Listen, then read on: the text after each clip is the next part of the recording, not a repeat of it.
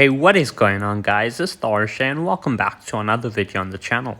Today we're back with another Lord of the Rings Rise to War video, and in today's video we're going to be having a look at the top 3 tier 2 commanders for good side.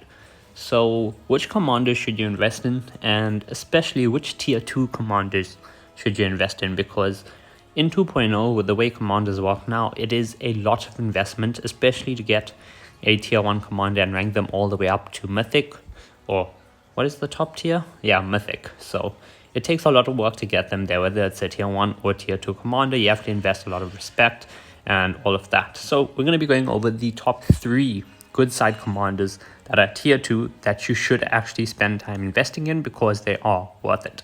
If you guys do enjoy this video, please do drop a like, comment, and subscribe to the channel, and don't forget to turn on those post notifications. Anyway, let's get straight into it.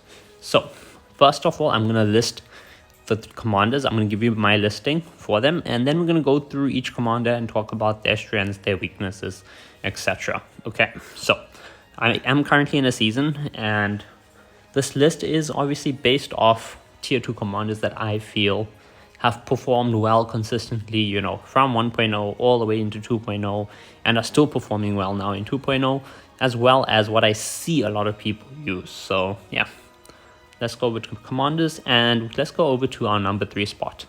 So our number 3 spot is going to go to Gandalf the Grey. Now, Gandalf the Grey is a very, very popular choice, and he has been all the way since 1.0 of the game. And the reason why is because Gandalf can be used as a damage commander. He can be used as purely a support commander. He can be used as a bit of both. Like, he's a very versatile commander with a lot of abilities, and you can try pretty much fit him into any play style. And yeah, in 2.0 where you have formations, and you know, you may have a formation with a lot of damage dealers or something, now Gandalf the Grey is a good choice, because you can add him in for some much needed army damage if you want, or you can add him in purely for support. It's up to you. As you can see, I am using him for army damage, as I've got gear that just buffs my unit attack. But if I wanted to, I could go for full focus gear instead, and go and build him for full support instead. So he is our number 3 commander. At number 2, we have Éomer. Éomer, absolutely solid commander.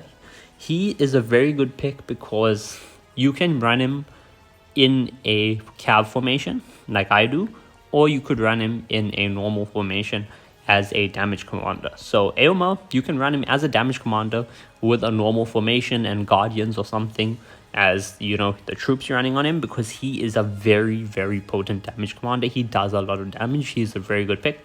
Or you can run him in a cav formation again as a damage commander, or you could go for his buffs that are all army based, you know, if it's a full cav formation. It's up to you.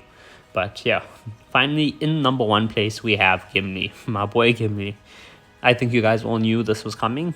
Gimli has been my favorite commander forever. In like 15 seasons of playing this game, he has been my favorite commander, and he is absolutely insane. He is purely damage based, but he has amazing potential and amazing output. Whether he is you know, upgraded to mythic, which obviously mine is not, or he's just legendary, he does amazing. Okay, he's got so much of damage potential and damage output as a tier 2 commander that, you know, he competes with the best of the tier 3s as well. So let's go over to each specific commander now and have a look at their specific abilities and ways you can build them. So for Gandalf the Grey, we said you can build him for support, or you can build him for army damage. It's up to you. So I've obviously gone with the army damage build. And what I have here is Mirkwood Bow, Ranger's Shroud, Trapper's Hood, and Wizard's Firework, which is pretty much the best purple gear I can use for unit attack. So as you can see, all of this increases unit attack by 18, 18, 19, 18. So I've put all these gear towards unit attack. And then skill wise, well, right now I'm not using this. Wait, oh, I need to change this actually. I completely forgot about that.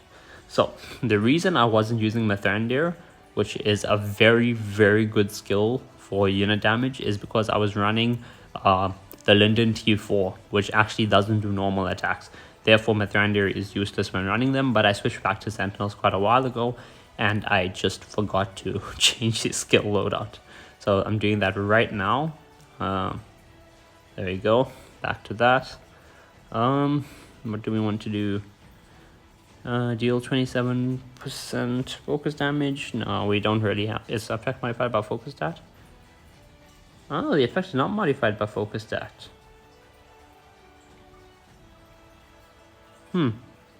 Interesting. We could put that there, but I'm just gonna go and put it into his bloodline instead, just to buff my archers a bit more. Okay, there we go.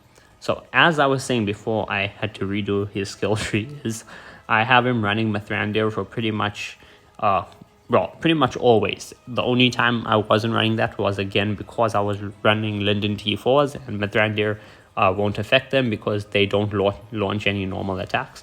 But yeah, Mithrandir is amazing for any army damage build you run on him, because for the first 4 rounds, for the first 5 rounds, you'll have a 60% chance for your units to attack twice, which is absolutely insane. Next up, we have White Council. Whether you're running a full focus build, a full support build, or an army damage build where you'll have Mithrandir, you always go White Council. White Council is absolutely insane. 4 allied formations receive 18% less damage from the first 5 hits taken, and that gets increased all the way up to the first 7 hits. And this is modified by your focus stat, which means if you do want to go for the support build instead of the army build, then you can go for all focus gear. So if you go for all focus gear, then you can go for White Council, and you could probably also go for the Grey as well instead of Mithrandir, but that is up to you. So Gandalf the Grey, very versatile commander. You can build him for army damage with a gear that gives unit attack, and then Mithrandir and White Council as well as Bloodline, or you can build him for support with gear that gives focus, and then using White Council, the Grey, and even Wizard if you want. Next up we have Éomer. So my Éomer, he's built for unit attack at the moment. I don't really have the greatest gear on him, but yeah, you can build him for unit attack like I have if you're running a full cav formation, and just go for all gear that gives him unit attack. And then skill wise, you're probably going to go for, Arid Leader first, which is 3 allied mounted units deal physical damage, they gain follow-up, and they have a chance to deal additional damage, which is nice. Then you're probably going to go for Riders of Rohan, which allows his formation to reduce the amount of damage they take, and they also gain initiative if he's running mounted units. And then you probably last want to put your points into Eodig or Marshal off the mark. However, he is much better as a pure damage commander. I'm only running him as an army commander because he's in a full cav formation, and running his respect 5 skill Arid Leader, it helps out my other formations as well. But yeah, if you want to run him as damage, then go for gear that only increases his attack, okay? Increase his attack as much as you can. So build him like you would build any damage commander. Put as much attack on him as possible, and then skill wise, you're going to want to obviously max out Marshal off the mark and Eodig, and then probably you can put in some whatever you want. Your extra points going to Riders of Rohan or Arid Leader. It's up to you.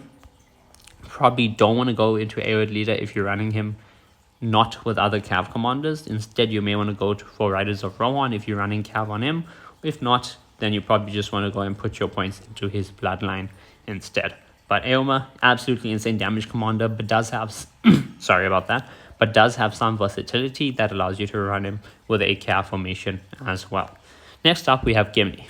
There's one way to build Gimli. You go all in on attack, commander attack. Okay, as you can see, commander attack plus 40. Well, the best we have here for him is this. Some more commander attack there, some more commander attack there.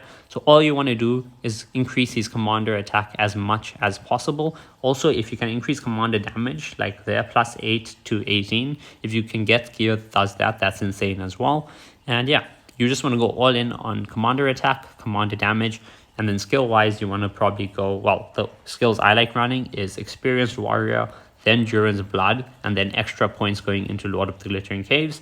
However, I know some people prefer getting the anti-heal from here, so they will go Durin's Blood, Lord of the Glittering Caves with extra points into Experienced Warrior, or they may go Experienced Warrior, Lord of the Glittering Caves with extra points into Durin's Blood. The skill build that you choose is completely up to you. All of these are damage skills, though this also has some limitation to it because of that. It stops healing on enemies, which is very, very helpful against a formation that's going to heal a lot. But yeah, Gimli is a very simple commander. Build him for commander attack, build him for commander damage, and then put your skill points into his 3 damage skills. Just don't touch Lockbearer. There's no point, okay? You do not need it. Don't ever touch it.